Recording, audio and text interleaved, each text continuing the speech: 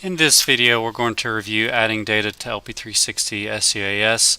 You may have created some LAS point cloud files and also orthomosaic raster images in software packages such as Metashape or Pix4D. And we're just going to review how to add those now.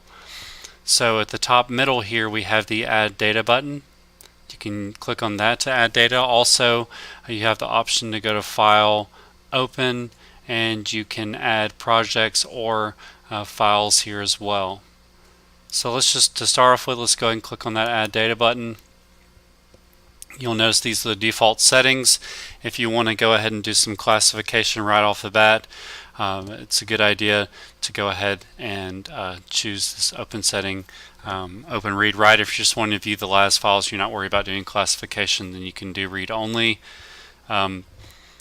If you're going to be adding some additional LAS or ortho files later from, say, another flight, you want to do some comparisons, it's a good idea to go ahead and leave this unchecked, the append to compatible layers. So to add data, you can add by folder or individual files. I usually use the add individual files, so let's go ahead and click on this plus button. So already in my LAS folder, I'm going to go ahead and choose my LAS file and click open in the bottom right. Next, we want to choose the raster tab. Again, if I'm going to be adding a raster later and I want to compare the rasters, you want to leave this unchecked. Otherwise, default settings are fine. So let's go ahead and click the plus button here. We're going to go to our GeoTIFF file that we created in Metashape. I'm going to click open in the bottom right.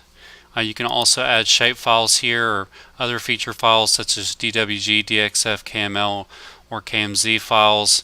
You can also, we have the option to convert a DM into LAS data. That's an option here as well.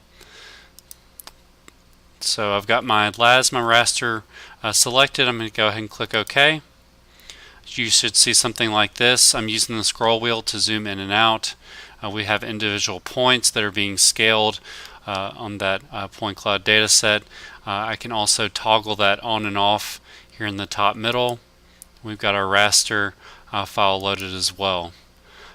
Also, one thing you probably want to do initially is add a Wms Layer Backdrop. So I'm going to go ahead and click that now. You should see options like this. I usually choose Google Hybrid. Select that now, and then we can see that that's a backdrop with our data. So this is just an initial